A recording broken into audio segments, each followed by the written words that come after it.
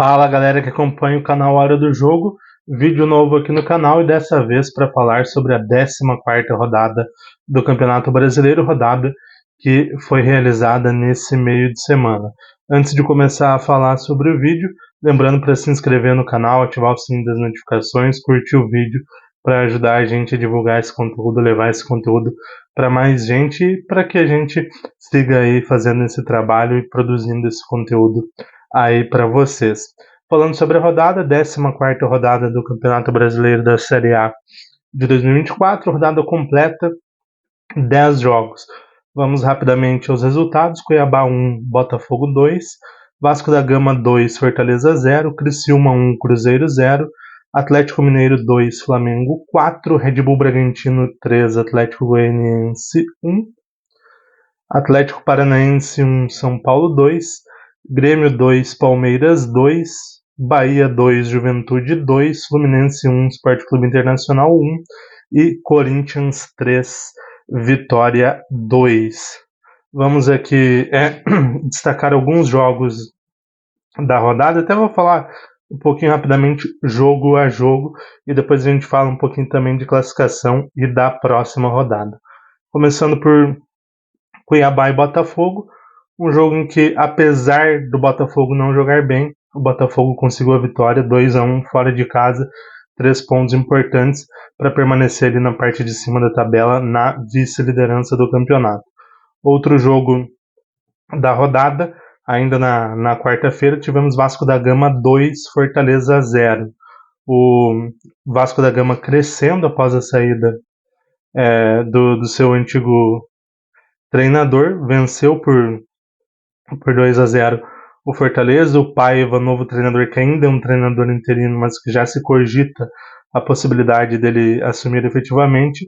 O Vasco vem melhorando com ele, jogou bem contra o Fortaleza, até teve a questão de um jogador expulso do Fortaleza que condicionou muito a partida, mas no 11 contra 11 o Vasco já era superior e merecidamente fez o 2-0 e dá uma distanciadinha ali da zona de rebaixamento. Acho que momentaneamente ainda é a briga do Vasco da Gama, mas uma vitória importante para dar aquela desgarradinha ali da parte de baixo da tabela. Enquanto isso, o Fortaleza se mantém naquela oscilação que tem sido uma tônica da equipe nordestina ao longo de toda a temporada. Outro jogo que também foi realizado na quarta-feira foi Criciúma e Cruzeiro. Vitória do Criciúma por 1-0. Gol do centroavante da República Democrática do Congo, o Bolassi. O Criciúma já fez partidas melhores nesse campeonato, mas nesse jogo fez o que tinha que fazer, pontuar, fazer os 3 pontos. O Cruzeiro até foi superior na maior parte do jogo, mas o Criciúma venceu, somou 3 pontos importantes e segue ali também um pouquinho desgarradinho da zona do rebaixamento, enquanto o Cruzeiro segue ali na sua briga por G6. Outro jogo da rodada, Red Bull Bragantino e Atlético Goianiense, 3-1 para o Red Bull Bragantino. Um jogo onde o Red Bull Bragantino foi superior, mas o Atlético Goianiense jogou bem, apesar da derrota fora de casa, fez um bom jogo, mas no geral o Red Bull Bragantino superior e mereceu a vitória por 3-1 jogando dentro de casa. Mais um jogo da rodada que tem um pouco a ver também aqui com a cidade de Toledo. Tem um goleiro toledano, o Léo Link, que defende o Atlético Paranaense, que perdeu em casa para o São Paulo por 2-1. Uma partida bem equilibrada, bem difícil, duas equipes que tendem a ficar ali na parte de cima da tabela, pelo menos no top 10, tem bons elencos, tem bons jogadores aí nas duas equipes. O São Paulo mostrando a força do trabalho do técnico argentino Luiz Ubeldia, vence fora de casa, uma grande vitória, um 2-1 em que o São Paulo conseguiu ser superior no jogo, no geral do jogo. Teve ali a questão da expulsão do Léo Link, como eu falei, o goleiro toledano, que até no pós-jogo falou que errou, falou que inclusive que agiu como um cabaço no lance da expulsão. Então, uma vitória importante do São Paulo para se consolidar agora no G6 do campeonato, assumiu a 5ª colocação com essa vitória. Enquanto isso, o Atlético Paranaense está ali próximo ao 6º colocado, fechando o G6, mas tem essa questão do treinador, ainda está com o treinador interino após a demissão do Cuca, está na espera do Fernando Diniz, mas ainda não tem um treinador, então fica essa incógnita quanto ao trabalho do Clube Atlético Paranaense. Mais um jogo da rodada, Bahia 2, Juventude 0, esse jogo já na quinta-feira. O Bahia não fez um bom primeiro tempo, mas no segundo tempo demonstrou a superioridade, a força ofensiva que vem tendo, que a qualidade que tem, principalmente ofensivamente, de marcação, de estilo de pressão no adversário. Conseguiu fazer isso no segundo tempo e venceu bem por 2-0, somando mais 3 pontos, fazendo uma campanha excelente dentro de casa e se mantendo ali na parte de cima da tabela. Enquanto isso, o Juventude, viagem para 2 jogos no Nordeste, 2 derrotas para Fortaleza e Bahia, depois de uma vitória importante em casa diante do Flamengo. O Juventude não jogou mal, fez um bom jogo, principalmente no primeiro tempo, mas voltou a demonstrar ali algumas fragilidades naquele espaço entre os laterais e os zagueiros, algo que tem sido uma tônica aí do Juventude ao longo desse campeonato brasileiro, porque tem também 2 laterais um pouco mais ofensivos, então tem sofrido ali com bola nas costas nos laterais, com essa dificuldade um pouco maior defensivamente nos jogos do Brasileirão, principalmente quando atua fora de casa. Também na quinta-feira a gente teve Fluminense 1, Internacional 1, estreia do Mano Menezes no comando do Fluminense. O Fluminense muito desfalcado, o Internacional também muito desfalcado, ainda Copa América, lesões. O Inter tem sentido um pouco essa volta no pós ali, desastre da enchente, as semanas que ficaram ali sem treinar, sem jogar. Os jogadores acabaram sentindo um pouco e a equipe vem sofrendo com algumas lesões a mais. No geral do jogo, o Inter foi superior, apesar de não ter feito uma partida tão boa assim, mas no geral foi superior, foi melhor do que o Fluminense. O Fluminense já mostrou, apesar de não ter feito um grande jogo, um setor defensivo um pouco mais seguro com o Mano Menezes, ali colocando um volante a mais para dar uma segurança maior defensivamente, deu uma liberdade a mais pro Ganso no meio, já fazendo um jogo explorando mais os pontas, algo que com o Diniz não era tão claro, eram meias ali mais fazendo essa função. Então algumas características diferentes, até o próprio Mano Menezes falou que qualquer treinador faria um trabalho diferente do Fernando Diniz, porque as características do Fernando Diniz, os trabalhos do Fernando Diniz são muito únicos e por isso seria um trabalho bastante diferente. O Fluminense melhorou, mas ainda muito aquém, ainda longe do ideal e longe de uma pegada um pouco maior para sair dessa zona de rebaixamento. Segue na lanterna com apenas 7 pontos e, mesmo se vencer na próxima rodada, não sai da lanterna, já que o Atlético Goianiense é o 19º com 11 pontos, já abriu 4 pontos, e o Vitória 5 pontos à frente, que é o primeiro time fora dessa zona do rebaixamento.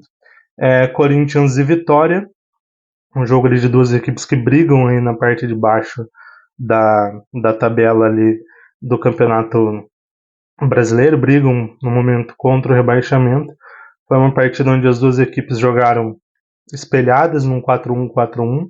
Foi um jogo aberto, as 2 equipes foram para cima, jogaram em busca dos 3 pontos, até para essa questão do confronto direto. A Vitória não se intimidou, até por conta da fase do Corinthians não ser boa, mas no geral da partida o Corinthians foi sim superior, jogou um pouco melhor, não foi uma grande atuação, assim como o Corinthians teve poucas grandes atuações na temporada, não foi uma atuação tão boa, mas o suficiente para vencer, ainda que com muita raça, ainda com um gol no final. A equipe vencia por 2-1, toma um gol ali, um gol de empate aos 40 do segundo tempo, vai buscar a vitória apenas na reta final. Então foi um jogo onde o Corinthians foi superior, mas que teve que ser na raça, teve que ser na força de vontade. O Corinthians precisou usar aquela alma que o corintiano gosta muito de ser, um time que sofre bastante, que está sempre brigando na raça, está ali representando o torcedor dentro de campo, e acho que é algo que dá para falar desse elenco do Corinthians na temporada. É um elenco que falta qualidade, falta um jogo melhor, faltam questões táticas, mas vontade não tem faltado, e nesse jogo foi talvez ali o principal diferencial para que o Corinthians somasse os 3 pontos e começasse ali a dar uma respirada no campeonato. Está com 12 pontos ainda na zona de rebaixamento, mas é a mesma pontuação do Vitória, que foi derrotado nesse jogo, e que é a primeira equipe fora da zona do rebaixamento. Vamos ali já partindo para os últimos jogos da rodada, falando de Atlético Mineiro e Flamengo. 4-2 para o Flamengo em plena Arena MRV. O Flamengo muito superior, mesmo com todos os desfalques na Copa América, Nico Della Cruz, Arrascaeta, Vinha, Varela, vários jogadores aí fora por conta da Copa América, alguns jogadores lesionados, como Cebolinha. O Flamengo melhorou ali nesse período de Copa América, se consolidou como líder do campeonato, até abriu certa vantagem, passou a jogar até melhor nessas últimas partidas, e foi assim contra Atlético Mineiro, mesmo com o Pedro começando no banco, sentiu uma lesão ali durante a semana, acabou entrando só na segunda etapa, entrou bem, deu passe pro Bruno Henrique. Bruno Henrique foi o grande nome do Flamengo no jogo. Flamengo muito bem, muito superior, poderia até ter feito um placar maior. O jogo chegou a estar 4-1, o Atlético descontou com o Hulk na reta final, mas poderia ter feito até o quinto ou sexto gol ali, talvez até não ter sofrido o segundo gol. Foi bem superior. Enquanto isso, o Atlético Mineiro esfacelado também por lesões e também por conta da Copa América, muito prejudicado. Por isso, não vem bem nesse período, perdeu de 4-2 pro Vitória, tomou um 4-0 do Palmeiras, agora 4-2 do Flamengo em casa. Não vem jogando bem, vem tendo dificuldades, algumas decisões do Milito também não têm sido tão boas, então sofre o Atlético Mineiro, que já vê os líderes da competição se distanciando cada vez mais. E para fechar, vamos falar do meu Grêmio, né? Como você sabe, eu já assumi que sou gremista, tem até aqui o Hora do Grêmio no canal. Falar do jogo contra o Palmeiras, empate em 2-2 no Centenário em Caxias do Sul. Um jogo em que o Grêmio começou bem, fez um gol logo cedo com o Pavon, uma bela jogada do Gustavo Nunes, um passe primeiro do Franco Cristaldo.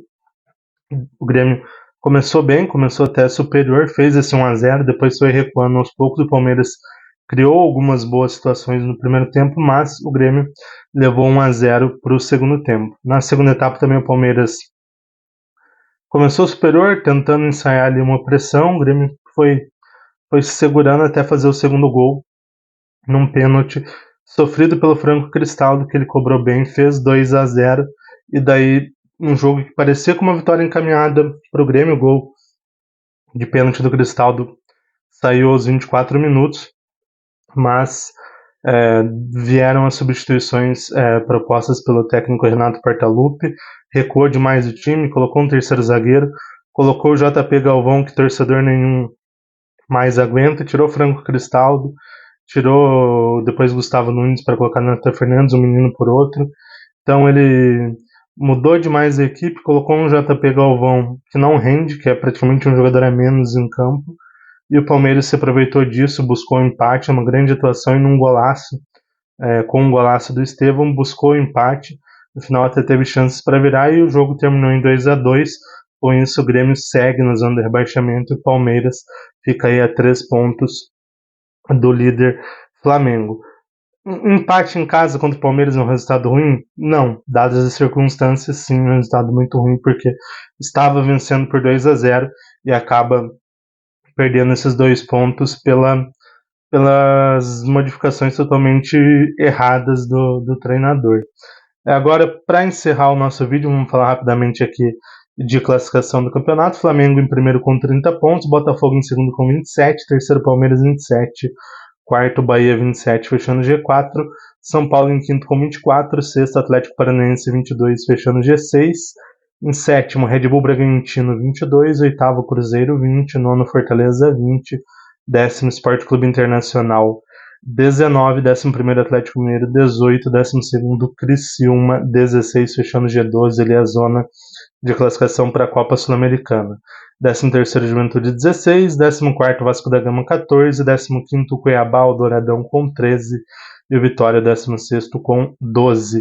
Na zona de rebaixamento, Corinthians em 17º com 12, 18º Grêmio 11, 19º Atlético Goianiense, o Dragão com 11 e o Fluminense afundado na lanterna com apenas 7 pontos. Então, 3 grandes seguem no rebaixamento. Chegou a ter ali o Vasco em algum momento junto, mas 3 grandes na zona do rebaixamento. E agora, para finalizar de vez o vídeo, vamos falar aí os jogos da 15ª rodada, a rodada desse final de semana, começando no sábado às 20 horas com Flamengo e Cuiabá, São Paulo e Red Bull Bragantino. No domingo, 16 horas, Cruzeiro e Corinthians, Fortaleza e Fluminense, Juventude e Grêmio. 18 horas, Sport Clube Internacional e Vasco da Gama. 18h30, Vitória e Criciúma. Palmeiras e Bahia, Atlético Goianiense e Atlético Paranaense. Às 20h30, fechando a rodada, Botafogo e Atlético Mineiro. A gente vai falar de toda a rodada, vitória do Grêmio, hora do Atlético Paranaense no programa de segunda do Hora do Jogo. Então, não percam, já se inscrevam no canal, ativem o sininho das notificações, curtam o vídeo, compartilhem, comentem, para nos ajudar a seguir aí trabalhando e levando esse conteúdo para vocês. Galera, até mais!